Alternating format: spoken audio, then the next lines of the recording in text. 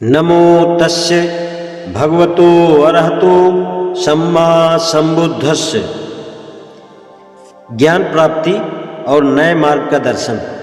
नए प्रकाश के लिए पीपल के वृक्ष के नीचे ध्यान साधना। भोजन द्वारा नई शक्ति प्राप्त करके गौतम अपने पूर्व अनुभवों पर विचार करने के लिए बैठ गए। उन्होंने अनुभव किया कि अब तक के अपनाए गए सभी मार्ग विफल रहे। विफलता भी इतनी अधिक व ऐसी सीमा तक थी कि वह किसी को भी पूर्ण रूप से निराश कर सकती थी।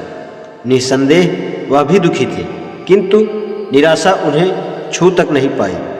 वह मार्ग को पा लेने के लिए सदा आशावान थे। यहाँ तक कि जिस दिन उन्होंने सुजाता की दी हुई खीर ग्रहण की थी, उस रात उन्होंने 5 स्वप्न देखे। जब वह जागे तो उन्होंने अपने स्वप्नों की यही व्याख्या की कि उन्हें अवश्य ही बोधिलाभ प्राप्त होकर रहेगा। उन्होंने अपने भविष्य का पूर्वानुमान लगाने की भी कोशिश की।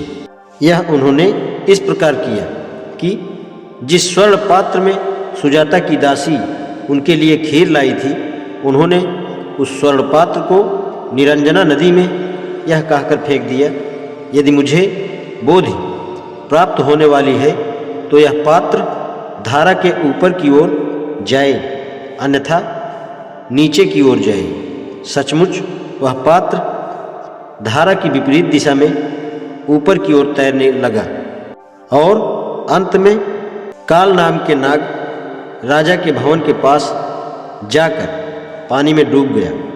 तस्तरी के विपरीत दिशा में तैरने के वर्णन को रूपक के रूप में लें।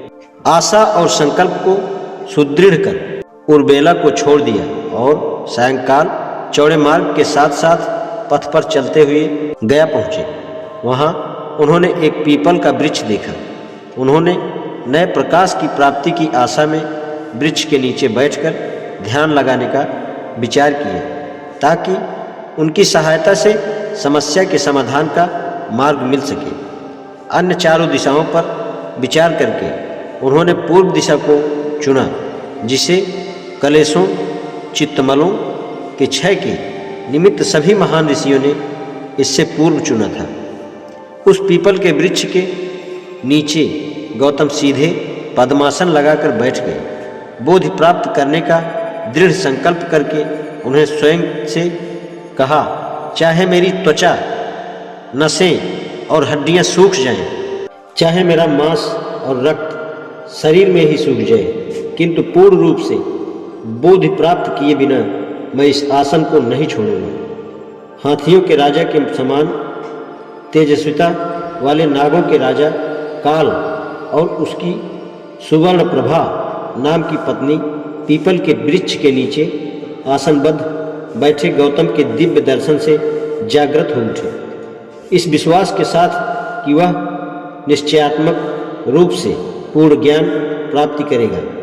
उन्होंने उनकी प्रशंसा में इस प्रकार स्तुति की, हे मुनि, तुम्हारे पांव के नीचे दबी जो पृथ्वी है वह बार बार गुंजायमान होती है, और जो यह तुम्हारी दीप्ति सूर्य के समान प्रकाशमान है, इससे वह निश्चित है कि तुम इच्छित फल पाओगे। आकाश में उड़ने वाले जितने भी पक्षी हैं वे तुम्हें सदा से नमस्कार कर रहे हैं, और आकाश में मंद मंद मलय पवन बह रही है। इसलिए हे कमलाक्ष, तुम निश्चित रूप से अपने उद्देश्य को प्राप्त करोगे। जब वह ध्यान करने के लिए आसन लगाकर बैठे तो बुरे विचारों और बुरी चेतनाओं के समूह, जिन्हें पौराणिक भाषा में मारक पुत्र कहा गया है और जो बुरे विचारों का दूसरा नाम है, उनके चित्त में प्रविष्ट होने लगे। गौतम बहुत भयभीत हो गए कि कहीं वे उसको पराजित न कर दें और उसके उद्देश्य को विफल न कर दें। वे जानते थे कि मन की इन बुरी प्रवृत्तियों के साथ युद्ध में बहुत से ऋषि और ब्राह्मण पराजित हुए हैं। इसलिए उन्होंने अपना पूरा साहस बटोरकर मार को कहा, मुझ में श्रद्धा है, मुझ में वीर है, मुझ में प्रज्ञा है। हे मारक, तू मुझे कैसे पराजित कर सकता है?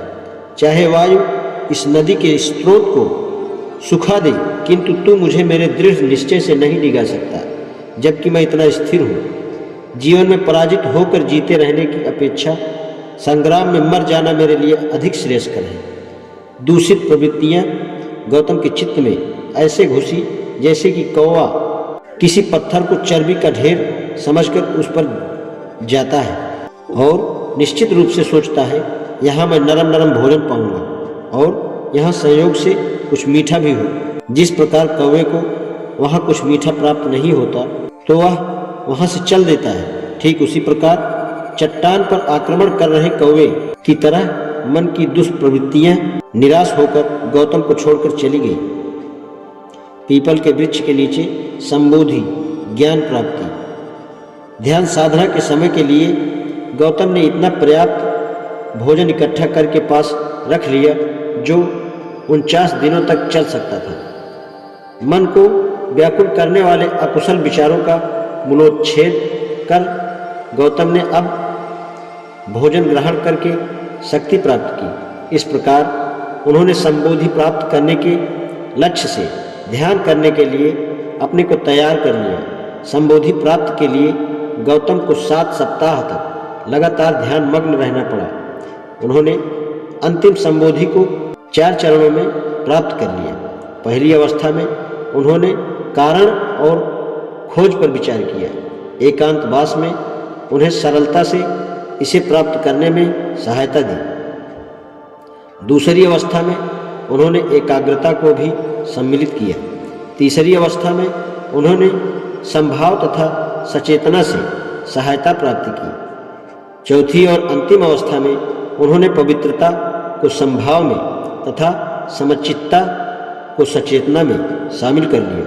इस प्रकार वह चित्त एकाग्र, निर्मल, दोष रहित, दूषण रहित, ग्रहणशील, दक्ष, स्थिर व भावना रहित हो गया। तो अपने उद्देश्य को भूले बिना गौतम ने अपना सारा ध्यान उस समस्या के समाधान पर केंद्रित किया जो उन्हें परेशान कर रही थी। चौथे सप्ताह के अंतिम दिन की रात्रि में उनमें प्रकाश उत्पन्न हुआ। उन्होंने जान लिया कि उनके सामने 2 समस्याएं हैं। पहली समस्या थी कि संसार में दुख है और दूसरी समस्या थी कि किस प्रकार इस दुख का अंत करके मानव जाति को सुखी बनाया जाए। इस तरह 7 सप्ताह तक लगातार ध्यान करने के बाद अंत में अंधकार विलीन हुआ, प्रकाश उत्पन्न हुआ, अविद्या दूर हुई, ज्ञान उत्पन्न हुआ, उन्हें एक नया मार्ग दिखाई दिया। आज इतना ही। नमो बुद्धाय।